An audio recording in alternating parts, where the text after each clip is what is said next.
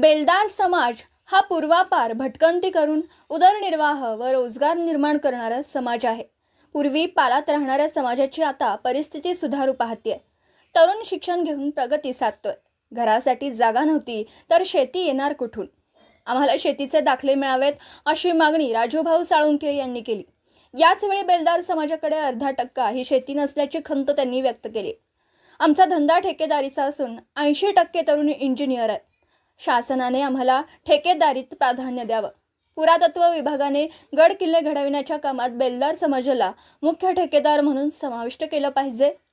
बेलदार समाज आता सामाजिक, शैक्षणिक, आर्थिकदृष्ट्या प्रगती साधताना दिसतोय।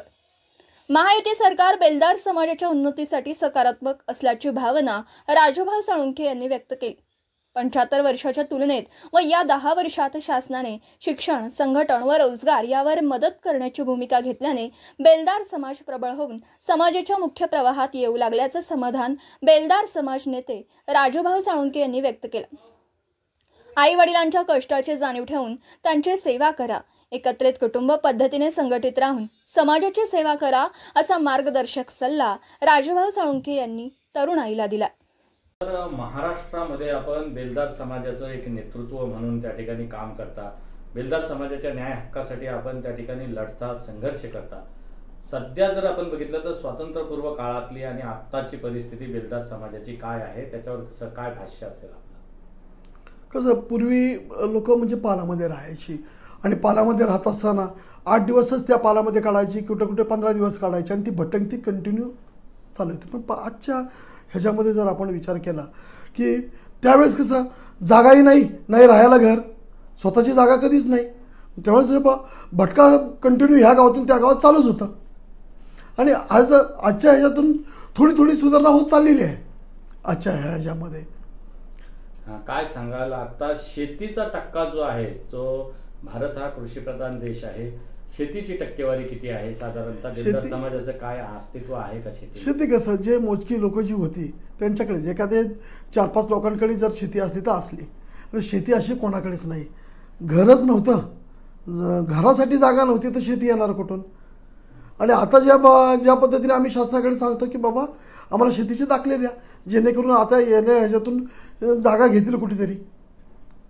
आणि हा म्हणजे जर टक्केवारीच्या बाबतीत केलं तर अर्धा टक्का पण शेती कोणाकडे नाही आहे आमच्या समाजात। खनिज उत्खननामध्ये इतर समाजाला ज्या पद्धतीनं रॉयल्टीमध्ये सूट दिली जाते, बेलदार समाजाला ही सूट आहे का, काही माहिती आहे? नाही, आम्हाला खनिज उत्खननामध्ये इतर समाजाच्या बाबतीत सूट दिल्या बाबतीत त्याच्यामध्ये काही मत नाही आहे।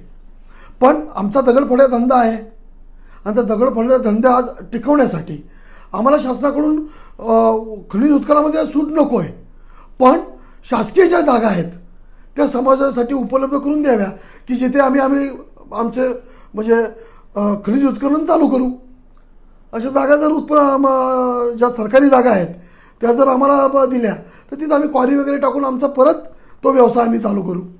भटकंती समाज आहे, भटका विमुक्त समाज म्हणून बेलदार समाजाचा उल्लेख नामोल्लेख सातत्याने होतो।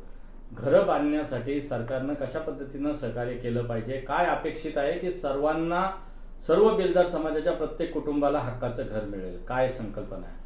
आदरणीय देवेंद्रजींच्या ह्याच्या संकल्पनेतून जर विचार केला तर तांडावस्तीखाली भटक्या समाजासाठी प्रत्येक गावोगावी घर बांधण्याची आता प्रक्रिया चालू झालेली आहे।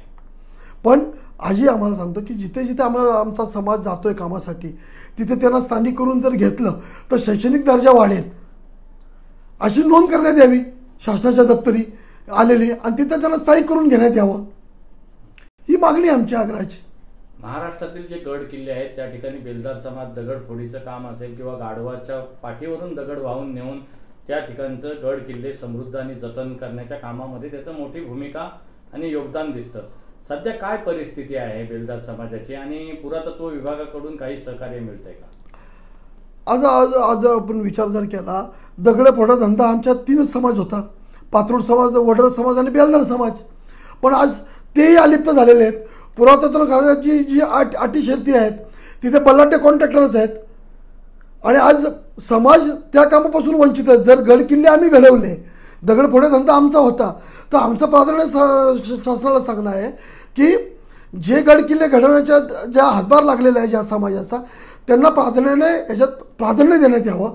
आणि जी कामं आहेत पुरातत्व खात्यामार्फत तिथं आठ अशी टाकण्यात यावी की बाबा पहिलं ह्या समाजाला प्राधान्य देण्यात यावं, नंतर इतर समाजाला. आमची तेवढीच मागणी आहे. सरकार जे आहे ते तरुणांच्या उच्च शिक्षणासाठी असेल किंवा बेलदार समाजाच्या समृद्धीसाठी असेल, कशा पद्धतीचं योगदान देत आहे? काय आपल्याला सहकार्य आणि सकारात्मक दृष्टिकोन सरकारचा दिसतोय? आपण जर गेल्या 75 वर्षाचा विचार जर केला आणि आजचा जर विचार केला तर ह्या 10 वर्षामध्ये जो बदल समाजामध्ये झालेला आहे, पर्टिक्युलर जो बदल झालेला आहे म्हणजे शिक्षण, संघटन आणि रोजगार ह्याच्यावर ज्या शासनाने ज्या पद्धतीने मदत करण्याचं ठरवलं आणि ती मदत घेऊन आज कुठेतरी आपला समाज प्रबळ होतोय असं मला वाटतंय. आपले आता सध्या कोणते प्रश्न आहेत जे प्राधान्यानं सुटले पाहिजेत असं आपल्याला वाटतंय, जेणेकरून समाजाला अधिक प्रगती घेण्यास वाव मिळेल? बघा, आमचा धंदा हा ठेकेदारीचा आहे. आता आम्ही ठेकेदारी म्हणून हे येतो, तर शासनाने आम्हाला ठेकेदारीमध्ये कुठेतरी प्राधान्य दिलं पाहिजे.